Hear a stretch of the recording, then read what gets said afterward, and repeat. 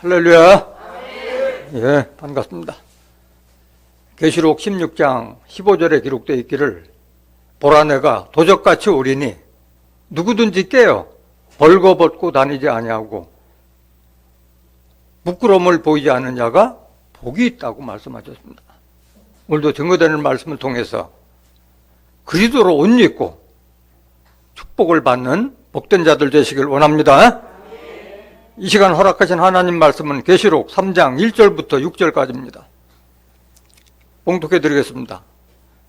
사대 교회의 사자에게 편지하기를 하나님의 7영과 7별을 가진 이가 가라사대 내가 네 행위를 아노니 네가 살았다 하는 이름을 가졌으나 죽은 자로다.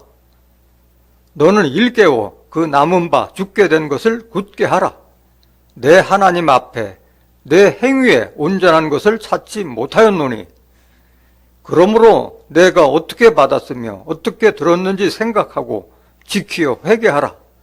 만일 일깨지 아니하면 내가 도적같이 이르리니 어느 시에 내게 임할는지 내가 알지 못하리라.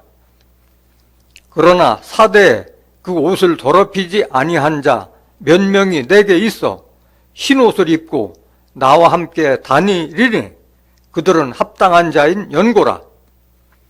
이기는 자는 이와 같이 흰 옷을 입을 것이요 내가 그 이름을 생명책에서 반드시 흐리지 아니하고 그 이름을 내 아버지 앞과 그 천사들 앞에서 시인하리라. 귀 있는 자는 성령이 교회들에게 하시는 말씀을 들을지어다. 계시록 3장 1절부터 6절까지 봉독해 드렸습니다. 봉독해 드린 말씀을 통해서 흰옷을 입을 자들이란 제목으로 말씀을 증가하도록 하겠습니다. 우리가 왜 계시록을 알아야 돼요? 여기 답이 나와 있잖아요. 오늘.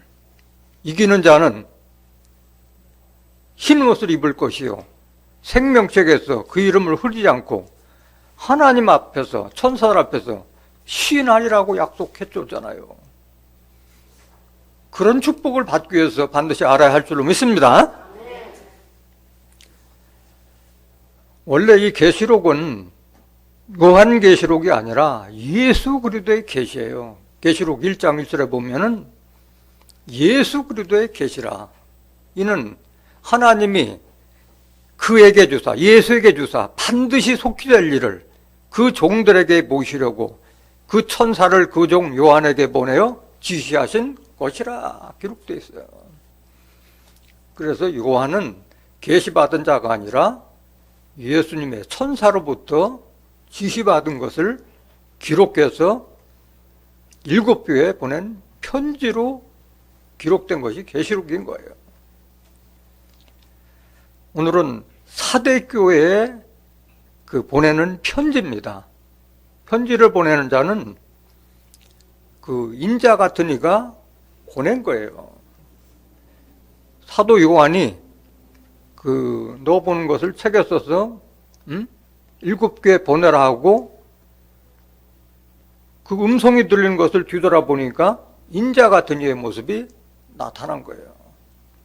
계시록 1장 9절부터 16절까지의 인자 같은 이의 모습이 정확하게 묘사가 다 되어 있습니다. 인자 같다는 것은 인자인 예수님과 비슷하다, 같다. 뭐가 같으냐? 영이 같다는 거예요, 영이. 육신은 같지 않지만 영이 하나님의 영을 가진 자라는 거예요. 또 뭐가 같으냐? 사명이 같다는 거예요. 하나님의 뜻을 성취하고자 하는 그 사명이 같다는 거예요. 예수님은 우리를 죄에서 해방시키기 위해서 십자가를 져서 율법을 폐하셨고 인자 같은 이는 그 뒤를 이어서 우리를 천국까지 하나님의 나라까지 인도하는 그 사명을 받은 사명자라는 것을 깨닫길 원합니다. 많은 사람들이 인식이 하나님과 예수님 외에는 다시 제3자가 출현해서 하나님의 뜻을 성취한다는 자체를 모르고 있어요. 계시록을 모르기 때문에 그런 거예요. 계시록 1장 4절부터 6절까지 기록되어 있기를 계시록이 이루어질 때의 은혜와 평강은 하나님과 보좌 앞에 일곱 영과 예수 그리스도 말미암아 은혜와 평강을 받게 되는 거예요. 그 보좌 앞에 있는 일곱 영에 대해서 알지 못하니까 축복을 받을 수가 없는 거예요. 그래서 오늘 인자 같은 이가 사대교회 보내는 것은, 사대교회라고 하는 것은 그 아시아, 지금 현재 말하면은 터키 지방에 세워졌던 초대교회를 말하는 거예요. 거의 다 허물어져서 거의 흔적도 찾아보기 힘들고 약 2개 교회만 약간 흔적들이 남아있고 거의 흔적이 안 남아있는 거예요. 그래서 초대교회를 병자해서 종말에 하나님의 뜻을 이룰 인자 같은 이가 보내는 사자들이 통치하는 그 교회를 상징하고 있는 줄 믿습니다. 본문 말씀 보시겠습니다. 계시록 3장 1절. 사대 교회의 사자에게 편지하기를 하나님의 일곱 영과 일곱 별을 가진 이가 가라사대 내가 네 행위를 아노니 내가 살았다 하는 이름을 가졌으나 죽은 자로다. 그래서 일곱 교회에 나타나는 인자 같은 이의 모습이 교회마다 다 다른 모습으로 나타나는데 오늘 사대교회는 어떤 모습으로 나타나느냐? 하나님의 일곱 영과 일곱 별을 가진 이가 나타나신 거예요. 왜 하나님의 일곱 영과 일곱 별을 가진 이가 나타나셨느냐? 그것은 사대교회의 교회 환경이 거의 죽은 자들이 많이 있기 때문에 이렇게 영을 깨울 수 있는 강한 모습으로 나타났다는 것을 깨닫길 원합니다. 그런데 여기에 일곱 영과 일곱 별을 가진 이가 누구냐? 일곱 영과 일곱 별을 가진 이가 누구냐? 먼저 일곱 영에 대해서 알아보도록 하겠습니다. 계시록 4장 5절 보실까요? 일곱 영이 뭔지. 보좌로부터 번개와 음성과 내성이나, 여기 보좌는 하나님 보좌를 상징하고 있는 거예요. 지난번에 계시록 4장에 하늘 보좌의 구성에 대해서 자세하게 증거했기 때문에 하늘 보좌에 대해서는 별도로 설명하지 않겠습니다. 보좌로부터 번개와 음성과 내성이 나고 보좌 앞에 일곱 등불 켠 것이 있으니 이는 하나님의 일곱 영이더라. 하나님 보좌 앞에 일곱 등불 켠 것이 있는데 이는 하나님의 일곱 영이라고 그랬어요. 일곱 등불이나 일곱 영이나 같은 뜻인 줄 믿습니다. 일곱 영이 뭐냐? 계시록 5장 6절 보세요.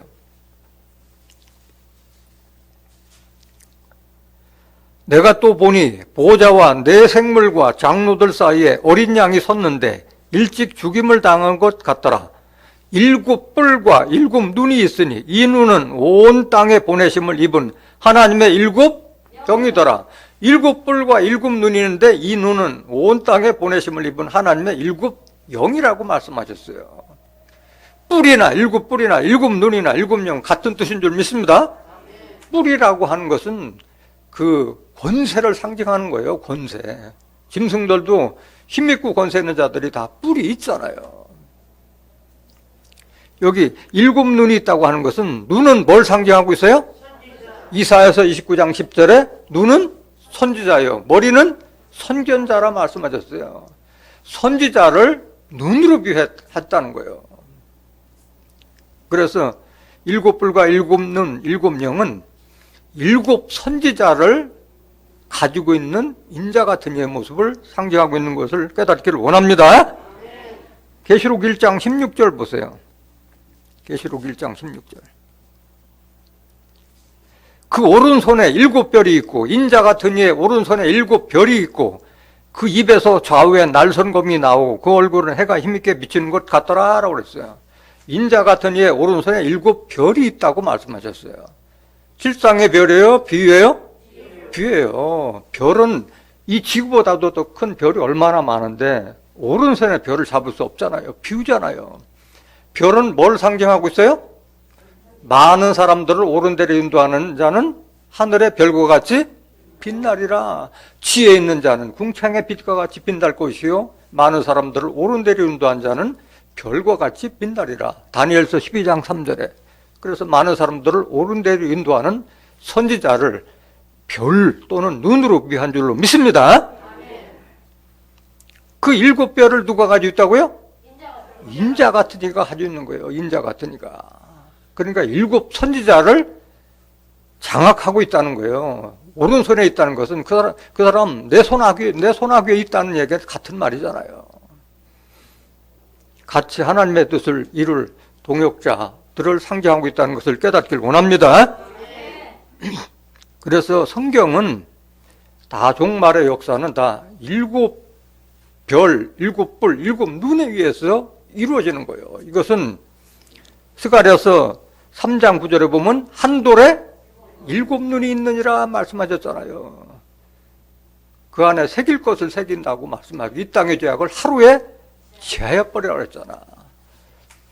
돌은 종말의 사명자를 가리키는 거잖아요. 예수님도 머릿돌, 그 다음에 종말의 사명자는 이사야서 28장 16절에 시온의 한 돌로 비유했잖아요. 한 돌. 한 돌에 7눈을 말씀하신 거고, 스가랴서 4장 10절에 보면 순금등대가 있는데 7등잔이 켜져 있다고 그랬어요. 작은 일의 날이라고 멸시한 자가 누구냐? 이 7은 순금등대의 7등잔은 온 세상에 두루 행하는 여호와의 눈이라 이거야. 여호와의 눈, 하나님의 눈과 같은 역할을 담당하는 선지자를 상징하고 있는 거예요. 순금등대 7등잔. 종말에 마찬가지. 종말에 하나님의 뜻을 이룰 사람들은 7 목자와 8 군왕이 이룰 것을 이미 미가 선지자도 예언하고 있어요. 미가서 5장 5장 한번 보실까요? 이 사람은 우리의 평강이 될 것이라. 압수로 사람이 우리 땅에 들어와서 우리 궁들을 밟을 때는 우리가 7 목자와 8 군왕을 일으켜 그를 치리니 이렇게 기록되어 있어요. 잠언서 9장 1절에도 지혜로 7 기둥을 세우고 그 지혜자들을 말하는 거예요. 성전의 기둥이 될 수 있는 자들을 말하고 있는 거예요.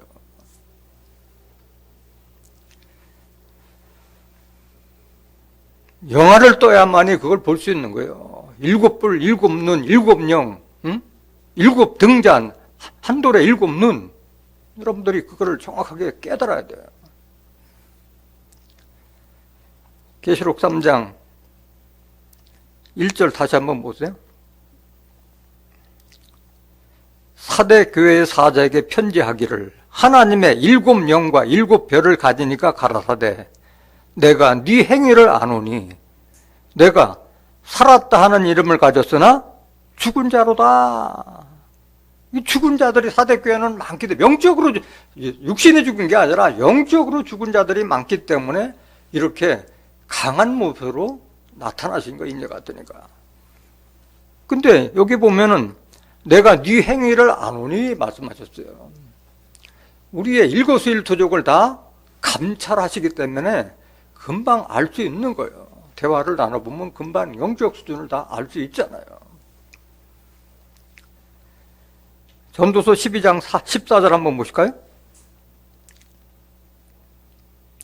하나님은 모든 행위와 모든 은밀한 일을 선악간에 심판하시리라. 우리의 일거수일투족을 다 보고 계시는 거예요. 그 하나님의 영을 가지신 분이기 때문에 다 안다는 거예요. 우리의 행위가 옳고 그름을 다 안다는 거예요.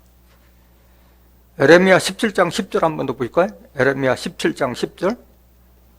나 여호와는 심장을 살피며 폐부를 시험하고 각각 그 행위와 그 행실대로 보응하나니. 그러니까 우리의 행실과 행위는 숨길 수가 없는 거예요. 그 영혼 심판받을 때 계시록 20장 12절부터 14절에 기록된 영혼 둘째 사망 때에도 행위대로 심판한다고 기록되어 있잖아요. 행위대로 책들에 기록된 대로 심판하신다고 말씀하신 거예요. 그래서 행위가 온전함이 없는 것을 가르쳐 죽은 자라고 하는 거예요. 행위가 온전함. 하나님 믿고 예수님 믿는다고 하는데 옳은 행위를 찾아볼 수 없는 그런 자를 가리켜 살았다는 이름을 가졌으나 죽은 자라고 한 거예요. 이 말은 다른 말로 말해서 예수를 믿으면서 내 마음속에 하나님의 아들, 영으로 계신 예수님의 영이 없으면 그저는 생명이 없다고 말씀하셨어요. 요한일서 5장 12절 한번 보실까요? 요한일서 5장 12절.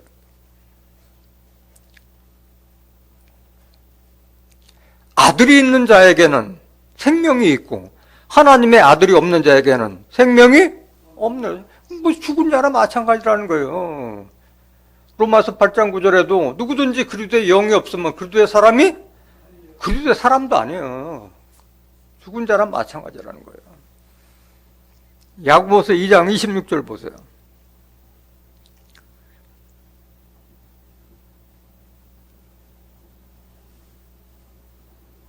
영혼 없는 몸이 죽은 것 같이 행함이 없는 믿음은 뭐다? 죽음이다. 성경 말씀 많이 들으면 뭐예요? 행함이 없으면 저 사람은 한 걸로 봤을 땐 말하는 거나 행하는 걸 봤을 땐 저 사람은 하나님의 아들이 틀림없다. 그렇게 나타나야지. 행함이 없는 것은 죽은 자나 마찬가지라는 거예요.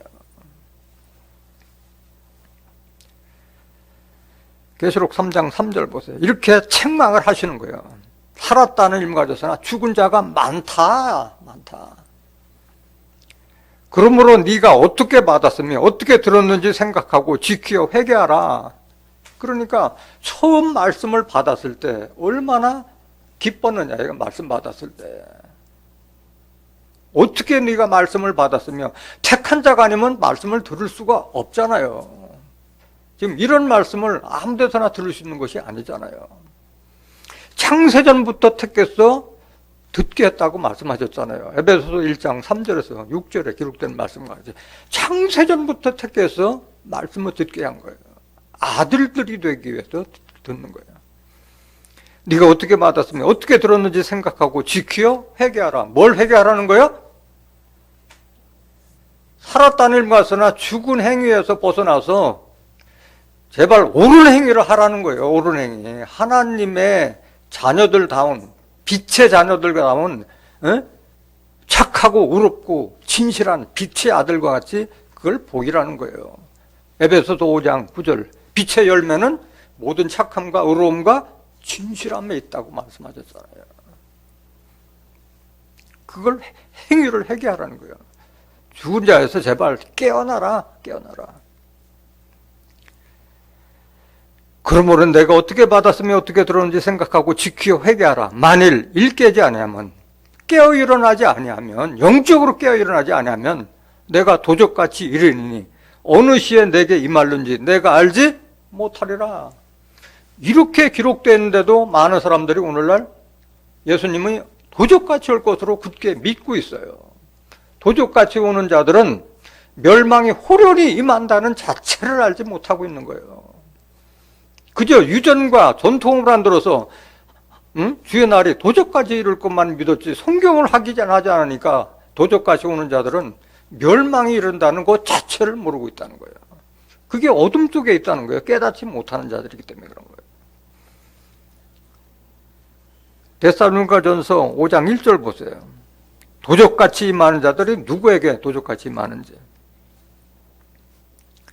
형제들아, 때와 시기에 관하여는 너희에게 쓸 것이 없으면, 그러니까 주의 날을 말하는 게 때와 시기라는 것은 주의 날이 언제 임하느냐. 너희에게 쓸 것이 없으면 2절. 주의 날이 밤에 도적같이 이룰 줄을 너희 자신이 자세히 알미라. 다 이렇게 알고 있는 거예요. 전 세계 기독교인들이 다 주의 날이 다 도적같이 올 것으로 굳게 믿고 있기 때문에 언제 임한다, 때와 시기에 대해서 말할 필요가 없이 다 이걸 믿고 있다는 거예요.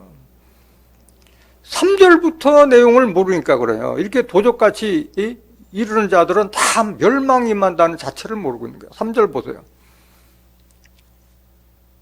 저희가 평안하다 안전하다 할 그때에 잉태된 여자에게 해산 고통이 이름과 같이 멸망이 뭐가? 멸망이 호련히 어느 날 갑자기 저에게 이르니 결단코 피하지 못하리라. 데살로니가전서 5장 3절도 확인하지 보지 않고 다 주의 날이 도적같이 곳으로 굳게 믿고 있다는 거예요.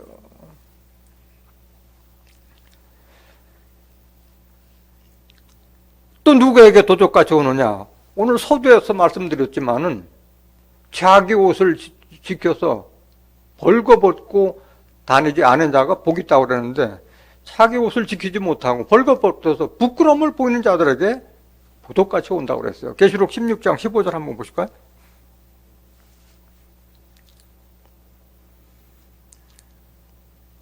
보라, 내가 도적같이 오리니 누구든지 깨어 자기 옷을 지켜 벌거벗고 다니지 아니하며 자기의 부끄러움을 보이지 아니하는 자가 복이 있도다. 그러니까 신앙에 옷 벗은 자들에게 도적같이 임하신다는 거예요. 그럼 이런 멸망을 당하지 않기 위해서는 우리가 어떻게 해야 되느냐? 점도 없고 흠이 없는 깨끗한 자로 기다리라고 말씀하신 거예요. 베드로후서 3장 9절 보세요. 베드로후서 3장 9절. 주의 약속은 어떤 이에 더디다고 생각하는 것 같이 더딘 것이 아니라 오직 너희를 대하여 오래 참으사 아무도 멸망치 않고 다 회개하기에 이르기를 원하시느니라. 우리한테만 급한 거지. 우리는 이제 겨우 100세 넘겨서 살고 있는데, 하나님은, 하나님의 날은 하루가 천년 같고 천년이 하루 같다고 말씀하셨어요. 하나님은 조급한 게 하나도 없는 거예요. 10절 보세요. 베드로후서 3장 10절.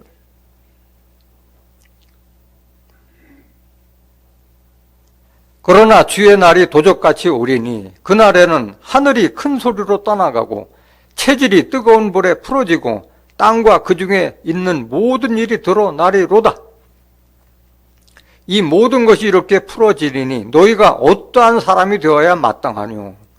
이걸 여러분들이 알고 있어야 돼요. 하나님의 심판이 이럴 때 너희가 어떤 사람이 되어서 하나님을 맞이할 것이냐, 지금 말하는 거예요. 거룩한 행실과 경건함으로 하나님의 날이 임하기를 바라보고 간절히 삼아라. 이걸 삼아라는 거예요. 거룩한 모습, 정결한 모습으로 하나님을 맞이하라는 거예요. 그날에 하늘이 불에 타서 풀어지고 체질이 뜨거운 불에 녹아지려니와 우리는 그의 약속대로 의에 거하는 바 새 하늘과 새 땅을 바라보도다. 그 말씀을 깨달은 자들이 새하늘과 새 땅을 바라보잖아요. 새하늘과 새 땅이 올 것도 모르는 자들은 다 체질이 불에 타도 다 풀어진다고 앞에 예언해 놨잖아요. 14절. 그러므로 사랑하는 자들아, 너희가 이것을 바라보는, 새하늘과 새 땅을 바라본다면 이사야서 65장 17절부터 25절, 계시록 21장 2절부터 4절에 기록된 새하늘과 새 땅을 여러분들이 확실하게 바라본다면은 주 앞에서 점도 없고 흠도 없이 평강 가운데서 나타나기를 힘쓰라 말씀하신 거예요. 그래서 데살로니가전서 5장 23절에도 평강의 하나님께서 말씀하시기를 주의 강림하실 때까지 너의 육체와 혼과 영을 온전히 보존하라고 말씀하신 거예요. 점도 없고 흠도 없이 평강 가운데서 나타나기를 힘쓰라고 말씀하신 거예요. 마태복음 24장 37절 한번 보실까요?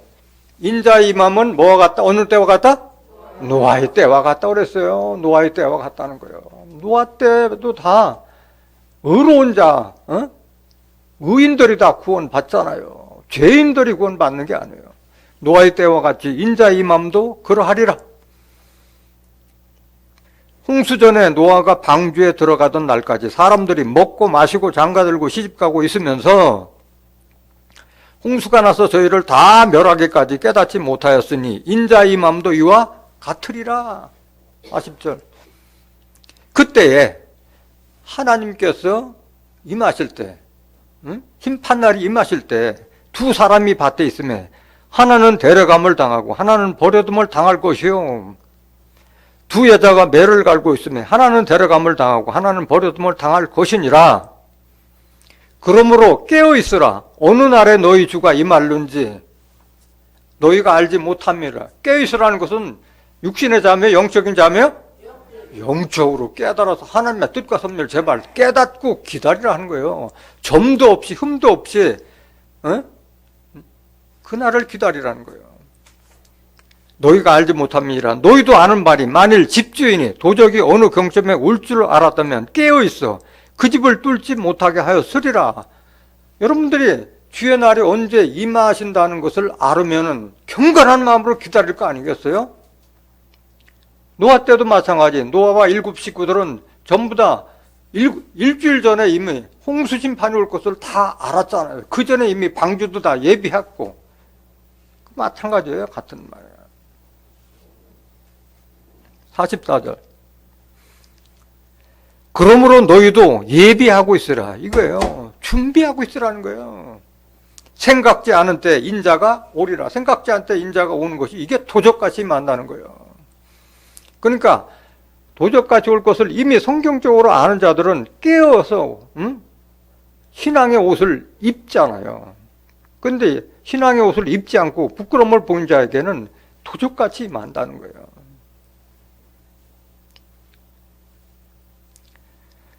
그렇게 책망을 하시고 난 다음에 또 일부 칭찬을 하고 계세요. 계시록 3장 4절 보세요. 그러나 이렇게 책망을 하고 난 다음에 다 죽은 자와 같고 그런 자들 중에서도 그러나 사대에 그 옷을 더럽히지 아니한 자 몇 명이 내게 있어 흰 옷을 입고 나와 함께 다니리니 그들은 합당한 자인 연고라. 거의 다 죽은 자 같은들이 많은데 그 중에서도 그 옷, 신앙의 옷을 더럽히지 아니한 자 몇 명이 있다는 거예요. 그들은 흰 옷을 입고 나와 함께 다니리니 그들은 합당한 자인 연고라. 흰 옷을 입은 자가 인자와 같은 이와 함께 다니고 그들은 합당한 자라고 말씀하신 거예요.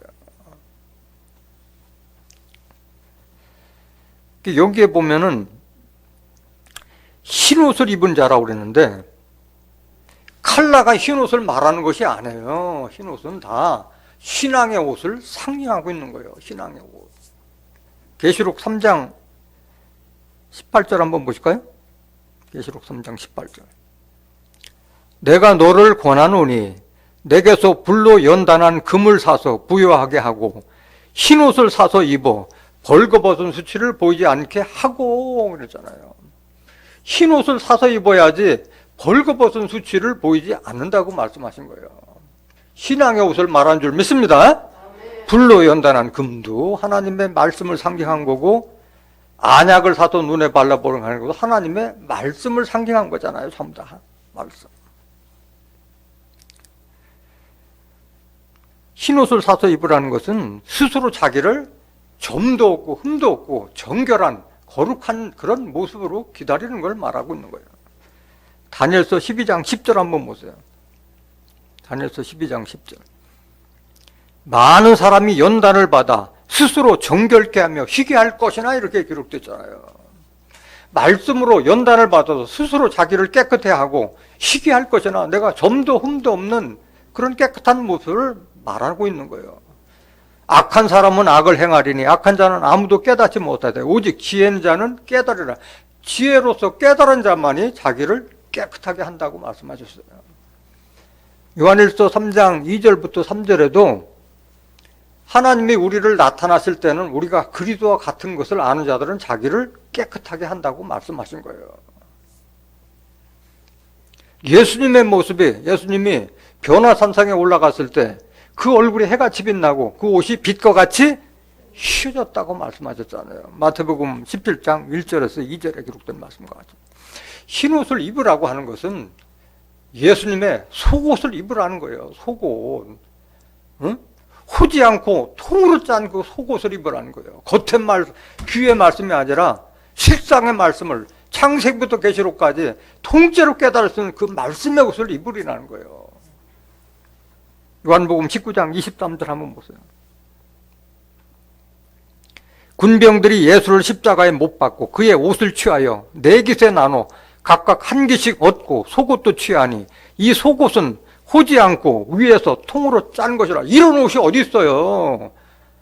호지 않은, 꿰매지 않은 옷이 어디 있어요? 통으로 짠 옷이. 그러면 벗지도 못하고 입지도 못하지, 그런 옷은. 위에서부터 통으로 짠 건데.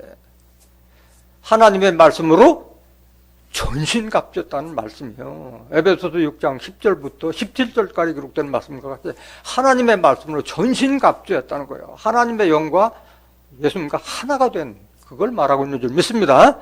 옷 입으라는 것은 그리스도의 옷 입으라는 거예요. 로마서 13장 12절 보세요. 밤이 깊고 낮이 가까웠으니 그러므로 우리가 어둠의 일을 벗고 빛의 갑옷을 입자. 무슨 빛으로 된 갑옷을 옷 입어요? 빛은 하나님의 말씀을 상징하잖아요. 하나님을 상징하잖아요. 요한일서 1장 5절에도 하나님은 빛이시라 말씀하셨잖아요. 그 하나님의 말씀으로 전신갑주하는 것을 빛의 갑옷을 입자라 말씀하신 거예요. 13절.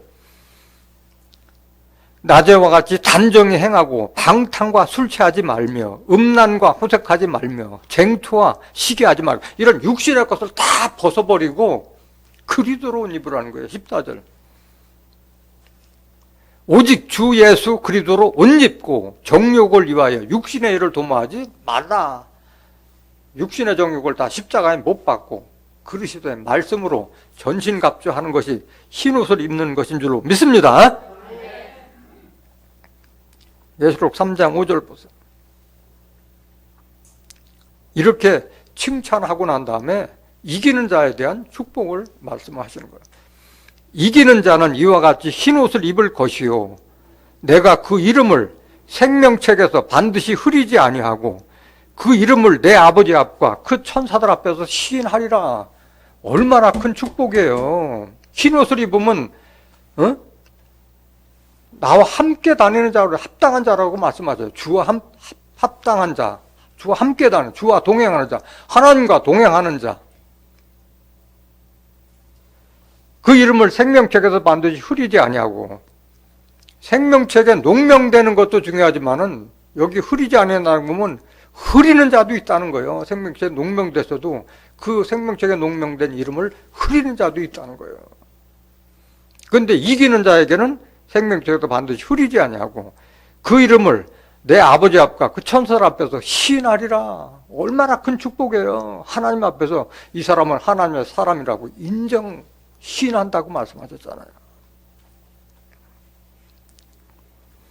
여기 이기는 자가 누구냐? 이기는 자는 계속 이기는 자에 대해서 많이 증거해 줬지만은 요한일서 5장 4절 보세요. 대저 하나님께로서 난 자마다 세상을 이기느니라. 세상을 이김은 이것이니 우리의 믿음이니라. 하나님께로서 난 자만이 세상을 이기는 거예요. 야고보서 1장 18절에 보면 그가 그 조물 중에서 우리로 한 첫 열매가 되기 위해서 진리의 말씀으로 우리를 낳으셨느니라. 진리의 말씀으로 우리를 낳으셨느니라. 진리의 말씀을 받은 자가 하나님께서 난 자예요. 베드로전서 1장 23절에도 하나님의 말씀으로 거듭난 자가 하나님께서 난 자예요. 로마서 8장 14절에 하나님의 영으로 인도함을 받는 자들은 하나님의 아들이라 말씀하셨어요. 하나님의 영, 하나님의 말씀으로 인도함을 받는 자들이 하나님의 자녀고 이런 자들이 세상을 이기는 줄 믿습니다. 또 어떤 자가 이기느냐? 미리 택하고 부르심을 받아서 빼내심을 얻고 진실한 자들은 마지막 종말에 일곱 머리 10뿔 짐승과 싸워서 이긴다고 말씀하셨어요. 계시록 17장 14절 보세요. 계시록 17장 14절.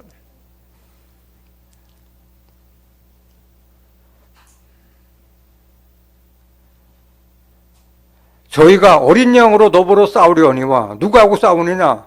앞에 계시록 17장 9절부터 12절까지 기록된 말씀 7머리 10뿔 짐승과 싸우는 거예요. 영적 싸움을 말하는 거예요. 어린 양은 만주의 주시요 만왕의 왕이심으로 저희를 이기실 터이요 또 그와 함께 있는 자, 어린 양과 함께 있는 자, 그와 함께 있는 자들 곧 부르심을 입고 빼내심을 얻고, 부르심을 입고 빼내심을 얻다는 것은 어떠냐? 어둠 속에 있던 자들, 이런 짐승의 권세 아래 있던 자들을 빼낸 자들 얻고 진실한 자들은 이기리로다. 진실한 자가 이기는 거예요. 에베소서 5장 9절에 보면 빛의 열매는 모든 착함과 의로움과 진실함에 있다고 그랬잖아요. 빛의 자녀들이 이길 수 있는 거예요. 말씀을 아는 자들이 이길 수 있는 거지 말씀의 뜻도 모르는 자들이 어떻게 이길 수가 있겠어요. 계시록의 모든 축복은 다 이기는 자가 다 받는 거예요. 새하늘과 새 땅, 하나님으로부터 내려온 새 예루살렘 성도 이기는 자가 받는 거예요. 이기는 자가. 계시록 21장 7절 한번 보세요.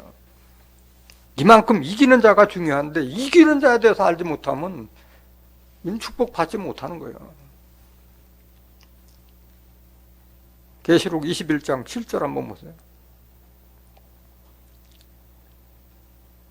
이기는 자는 이것들을 유업으로 얻으리라. 나는 저의 하나님이 되고 그는 내 아들이 되리라. 아들이 이기는 거야. 아들이. 이런 자들에게 하나님의 아버지가 되는 거예요. 계시록 21장 1절부터 4절까지가 새하늘과 새 땅부터 거룩한 성 예루살렘이 다 모사되어 있잖아요. 이기는 자가 받는 거예요. 모든 요번. 요한일서 5장 4절 다시 한번 보세요. 요한일서 5장 4절. 대저 하나님께로서 난 자마다 세상을 이기느니라. 세상을 이김은 이것이니 우리의 믿음이라. 믿음으로 이기는 거예요. 믿음으로. 교회 다닌다 해서 그게 믿음이 아닌 거예요. 믿음은 그리스도의 말씀을 말미암아서 믿음이 생긴다고 그랬잖아요. 로마서 10장 17절에 보면은 믿음은 들음에서 나며 들음은 그리스도의 말씀으로 말미암는다고 그랬잖아요. 하나님의 말씀, 그리스도의 말씀을 통해서 앞으로 계시록 때에는 이기는 자에게 이런 축복이 있다는 것을 아는 자들이 그게 믿음인 것이지, 교회에서 헌금 많이 내고 뭐 봉사 많이 해, 그게 믿음이 아닌 거예요. 말씀을 아는 게 그게 믿음인 거예요. 세상을 이긴다고 그랬는데 세상을 알아야 이기지. 세상이 하나님의 축복과 비교해서는 아무것도 아니라는 것을 깨달았을 때 이길 수 있는 거지. 세상이 더 좋은 사람들, 먹고 마시고 사고 팔고 장가가고 시집가고 뭐 어디 건수 없나 이런 그 세상 풍습 따라가는 자들이 어떻게 세상을 이길 수가 있겠어요. 세상이 더 좋은데. 요한일서 2장 15절 보세요. 세상이 아무것도 아니라는 걸 깨달아야 돼요. 세상 것은. 요한일서 2장 15절. 이 세상이나 세상에 있는 것들을 사랑치 말라. 하나님 말씀이에요. 이거는 누구든지 세상을 사랑하면 아버지의 사랑이 그 속에 있지 아니하나니. 아버지 사랑이 없는 자들이 어떻게 세상을 이기겠어요. 이는 세상에 있는 모든 것이 육신의 정욕과 안목의 정욕과 이생의 자랑이니 다 아버지께로 쫓아온 것이 아니요 세상으로 쫓아온 것이라. 이걸 깨달아야지 세상을 이길 수가 있는 거예요. 17절. 이 세상도 그 정욕도 지나가되 오직 하나님의 뜻을 행하는 이는 영원히 거하느니라. 이걸 깨달아야지 세상을 이길 수가 있는 거예요. 그래서 세상과 보타는 자들 가르쳐 간음하는 자, 행음하는 자로 비유했잖아요. 야고보서 4장 4절 보세요.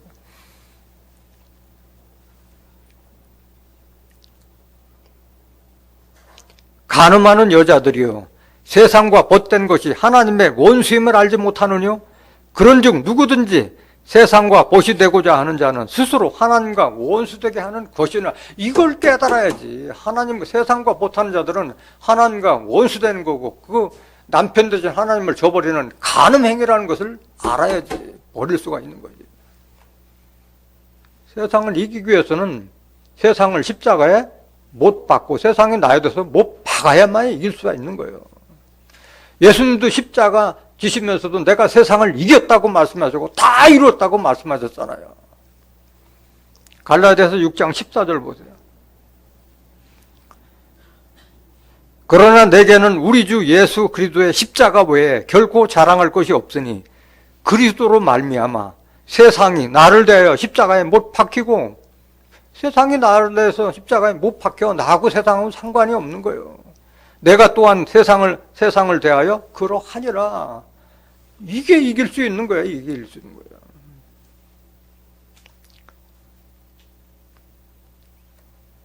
이기는 자는 흰옷을 입게 하라. 흰옷은 이미 다 설명드렸듯이 흰옷을 입는 자들은 아무나 흰옷을 입는 게 아니에요. 구원받을 자들은 다 흰옷을 입잖아요. 마지막에 영적 싸움을 할 하늘 군대들이 전부 다 희고 깨끗한 세마포를 입고 그 짐승들과 싸우잖아요. 계시록 19장 14절 보세요. 하늘에 있는 군대들이 희고 깨끗한 세마포를 입고 백마를 타고 그를 따르더라. 계시록 19장 11절에 나오는 백마 탄 자를 따르는 하늘 군대들이 희고 깨끗한 세마포를 입고 백마를 타고 그를 따르더라 말씀하셨어요. 희고 깨끗한 세마포라는 것은 말씀을 상징하고 있는 거예요. 칼라가 하얀 옷을 입었다는 것이 아니라 하나님의 말씀을 잔 부분까지 세세토록 짠 그 말씀을 다 깨달아서 하나님의 말씀으로 전신갑주했다는 그 말씀인 거예요. 이게 계시록 6장 9절 보세요. 이 순교자들도 전부 다 기다리라고 할 때 흰 두루마기를 주며 기다리라고 말씀하셨어요. 다섯째 인을 떼실 때 내가 보니 하나님의 말씀과 저희의 가진 증거를 인하여 죽임을 당한 영혼들이 제단 아래 있어 큰 소리로 불러 가로되 거룩하고 참되신 대주제여 땅에 거하는 자들을 심판하여 우리 피를 신원하여 주지 아니하시기를 어느 때까지 하시려나이까 하니 각각 저희에게 흰 두루마기를 주시며 뭘 주셨어요? 흰 두루마기를 주시며 가라사대 아직 잠시 동안 쉬되 저희 동무 종들과 형제들도 자기처럼 죽임을 받아 그 수가 차기까지 하라 하시더라. 구원받을 자들은 순교자의 영혼들에게도 흰 두루마기를 주신다고 말씀하셨어요. 또 인침받지 못한 많은 흰옷 입은 자들이 나타나냐. 환난에서 견디는 자들도 다 구원받을 자들은 흰옷을 입고 나타나요. 계시록 7장 13절 보세요. 장로 중에 하나가 응답하여 내게 이르되 이 흰옷 입은 자들이 누구며 또 어디서 왔느냐? 내가 가로되 내 주여 당신이 알리다 하니 그가 나더러 이르되 이는 큰 환난에서 나오는 자들인데 어린 양의 피에 그 옷을 씻어 희게 하였느라. 하나님의 말씀으로 해서 자기를 깨끗해 하겠다는 말씀이에요. 그러나 이들은 인침받지 못했기 때문에 계시록의 환난을 다 받고 나오는 자들이라고 말씀하셨어요. 계시록 22장 14절 보세요. 그 두루마기를 빠는 자들은 복이 있나니. 두루마기 빨 게 뭐 있어요? 말씀을 말하는 거예요. 우리의 겉옷을 빠르라는 거예요. 행실을 바르게 하라는 거예요. 이는 저희가 생명남에 나가며 문들을 통하여 성에 들어갈 권세를 얻으려 함이로다. 그래서 흰옷을 입을 자들, 구원받을 자들은 다 흰옷을 입는 자들인데 우리가 입어야 할 것은 흰옷을 사서 입어야 할 줄로 믿습니다.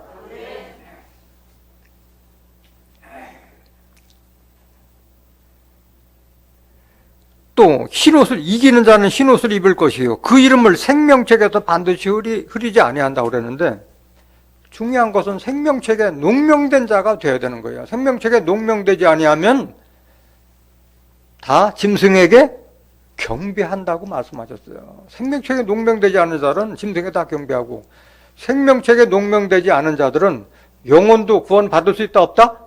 없다. 둘째 사망을 받을 수밖에 없어요. 생명책에 농명되지 않으면. 또 거룩한 성에 참여할 수 있다 없다? 없다. 계시록 13장 8절 보세요.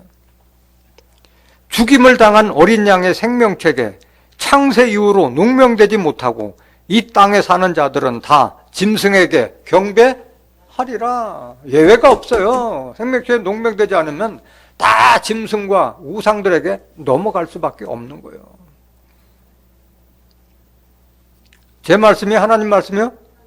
하나님께서 예수님께서 주신 계시의 말씀인 거예요. 이거는 계시록 20장 14절 보세요.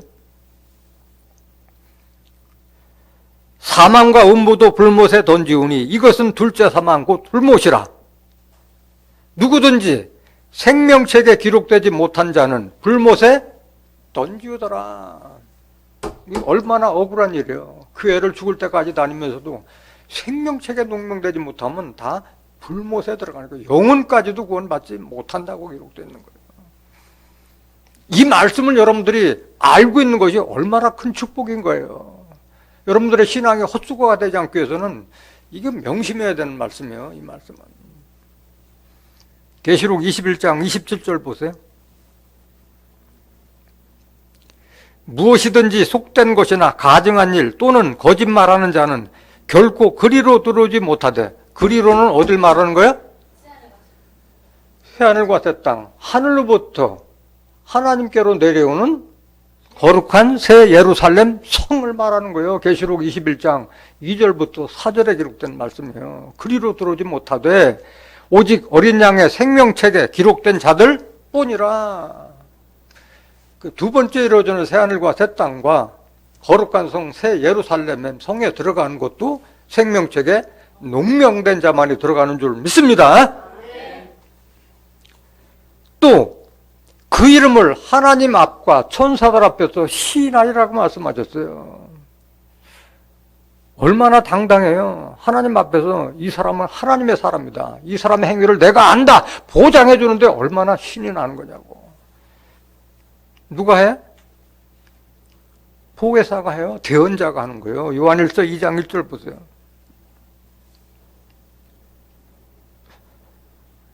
요한일서 2장 1절. 나의 자녀들아, 내가 이것을 너희에게 쓰면 너희로 죄를 범치 않게 하려 함이라. 만일 누가 죄를 범하면 아버지 앞에서 우리에게 대언자가 있으니 곧 의로우신 예수 그리스도 신이라. 대언자가 있다는 거예요. 대언자는 밑에 뒤에란에 보면은 보혜사, 혹 보혜사라고 기록되어 있잖아요. 보혜사. 예수님이 보혜사인 거예요. 예수님 보혜사. 예수님께서 하나님 앞에서 우리에게 대언해 주시는 분이라는 거예요. 왜? 우리의 행위를 다 알고 계시기 때문에 옳다 그러다를 대언해 주시는 분이라는 거예요. 반드시 이기는 자가 되어야 할 줄은 믿습니다. 이기는 자는 흰 옷을 입고 생명책의 그 이름이 흐리지 않고 하나님 앞에서, 천사 앞에서 그 이름을 시인하는 이런 축복을 받게 되는 거예요.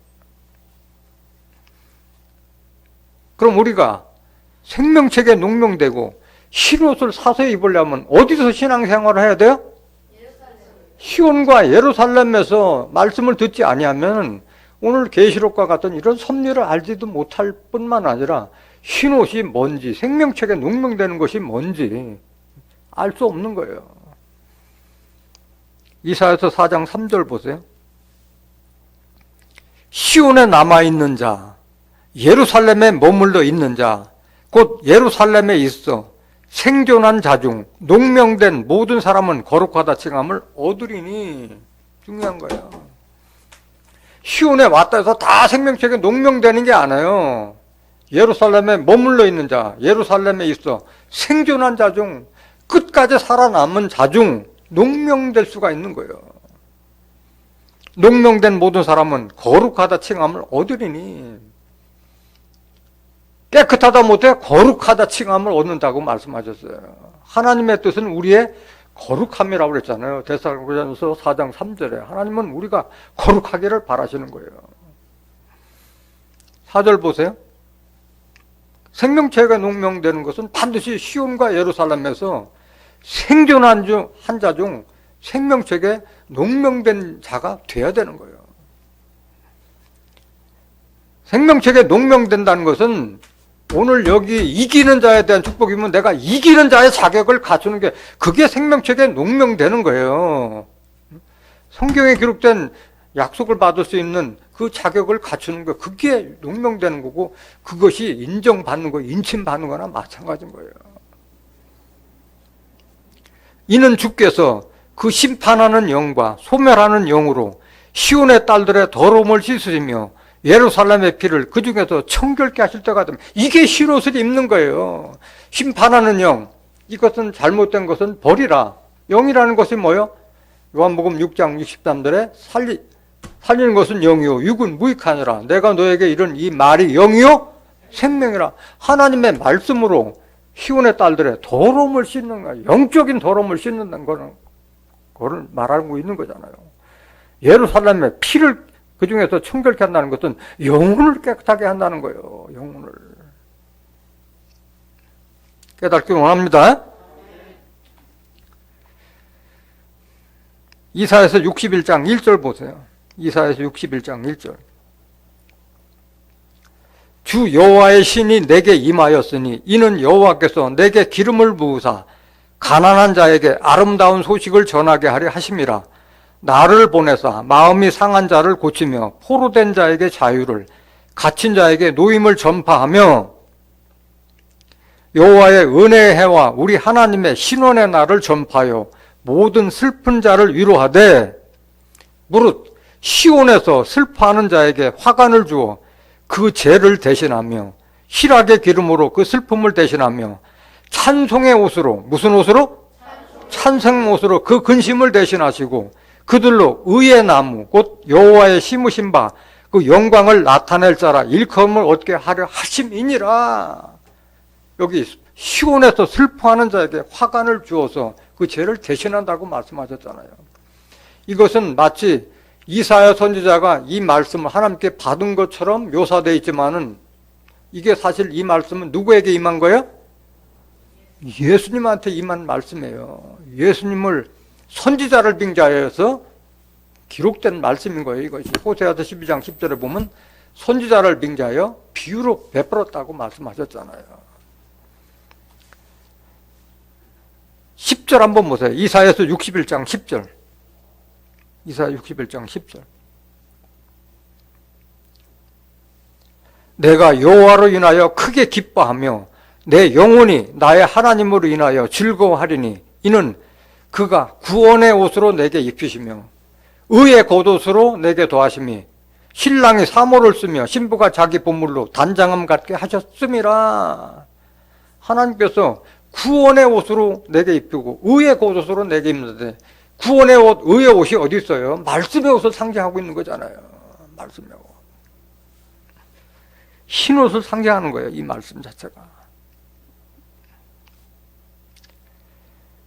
누가복음 4장 16절 보세요. 이 말씀은 예수님께 임한 말씀이에요. 그런데 여기 보면은 신원의 날을 전파하는 것은 예수님께서 하신 거죠. 은혜의 해를 전파하는 건 해줬지만 신원의 날 전파하는 것은 예수님께서 하지 않으셨어요. 그것은 다시 오실 대언자에게 그 사명은 남겨진 거예요. 예수께서 그 자라나신 곳 나사렛에 이르사 안식일에 자기 규례대로 회당에 들어가서 성경을 읽으려고 소심해 선지자 이사야의 글을 들이거늘 책을 펴서 이렇게 기록한 데를 찾으시니 곧 주의 성령이 내게 임하셨으니 이는 가난한 자에게 복음을 전하게 하시려고 내게 기름을 부으시고 나를 보내사 포로된 자에게 자유를, 눈먼 자에게 다시 보게 함을 전파하며 눌린 자를 자유케 하고 주의 은혜의 해를 전파하게 하려 하심이라 하였더라. 이사야 선지자를 빙자해서 예수님께서 성령이 임해서 이렇게 이런 사명을 주신 줄 믿습니다. 그런데 이사야 선지자 예언하고 다른 것은 신의 나라를 전파하는 것은 예수님께서 받은 사명이 아닌 거예요. 종말의 사명자가 하실 일인 줄 믿습니다. 그거를 깨달으셔야 돼요. 이사야서 62장 1절 보세요. 지금 생명책에 농멍될 수 있는 곳, 흰옷을 사서 입을 수 있는 곳, 구원의 옷을 입을 수 있는 곳이 어디냐는 걸 지금 증거하고 있는 거예요. 나는 시온의 공의가 빛같이 예루살렘의 구원이 횃불같이 나타나도록 시온을 위하여 잠잠하지 아니하며 예루살렘을 위하여 쉬지 아니할 것인즉, 하나님은 시온과 예루살렘을 위해서만 지금 일하고 계시는 거예요. 2절, 열방이 내 공의를, 열왕이 다 내 영광을 볼 것이요 너는 여호와의 입으로 정하실 새 이름으로 일컬음이 될 것이며, 새 이름을 받을 수 있는 곳도 시온과 예루살렘에서 신앙하는 자들이 받을 수 있는 거예요. 3절, 너는 또 여호와의 손에 아름다운 면류관, 내 하나님 손에 왕관이 될 것이라. 면류관도 여기서 받는 곳이고 왕 같은 제사장이 될 수 있는 왕관도 시온과 예루살렘에서 받을 수 있는 거예요. 11절 보세요. 다 읽으면 시간 가니까 11절. 이사야서 62장 11절. 여호와께서 땅끝까지 반포하시되 너희는 딸 시온에게 이르라. 누구에게 이르라? 얼마나 사랑하면 시온을 딸로 비유했어요. 딸 시온에게 이르라. 보라, 내 구원이 임하느니라. 보라, 상급이 그에게 있고 보응이 그 앞에 있느니라 하셨느니라. 12절. 사람들이 너를 일컬어 거룩한 백성. 무슨 백성? 거룩한. 희고 깨끗하다 못해서 거룩한 백성이라. 여호와의 구속하신 자라. 하나님께서 너를 빼내신 자라. 또 너를 일컬어 찾은 배 된 자요 버리지 아니한 성읍이라 하리라. 이런 축복이 어디에 있다고요? 시온과 예루살렘에서 신앙하는 자들에게 이런 축복이 예언되어 있는 거예요. 깨닫기 원합니다. 계시록 3장 6절.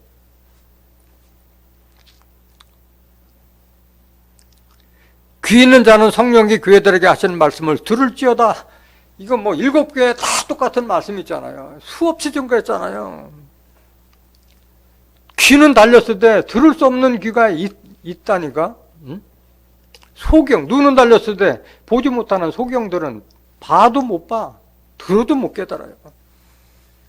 마태복음 13장 14절 보세요. 마태복음 13장 14절. 이사야의 예언이 저에게 일렀으되 너희가 듣기는 들어도 깨닫지 못할 것이요 보기는 보아도 알지 못하리라. 이건 이사야서 6장 9절부터 10절에 똑같은 말씀이 기록되어 있어요. 15절. 이 백성들의 마음이 완악하여져서 그 귀는 듣기에 둔하고 눈은 감았으니 이는 눈으로 보고 귀로 듣고 마음으로 깨달아 돌이켜 내게 고침을 받을까 두려워함이라 하였느니라. 마음이 완악해서 자기 마음을 닫고 들으니까 들어도 안 들리고 봐도 보이지 않는 거예요. 천국이 허락되지 않는 자들이기 때문에 이런 자들에게는 비유의 말씀을 실상으로 아무리 대언해줘도 깨닫지 못하는 거예요. 바로 종 밑에서 생활하는 자들, 주의 종, 신유의 종, 은사의 종이라는 하나님의 종이라, 주의 종이라고 하는 그들 다 귀머거리고 소경이라고 말씀하셨어요. 이사야서 42장 18절 보세요. 너희 귀머거리들아 들으라. 너희 소경들아 밝혀보라. 아이, 육신적인 귀머거리가 백날 하나님의 말씀이라 들으라 하더라도 들을 수가 있어요? 없어요? 없잖아요. 영적 귀머거리, 영적 소경에게 하는 말이에요. 그럼 누가 영적 귀머거리, 누가 영적 소경이냐? 소경이 누구냐? 내 종이 아니냐? 하나님의 종이라는 자들이 소경이요. 누가 나의 보내는 사자같이 귀머거리겠느냐?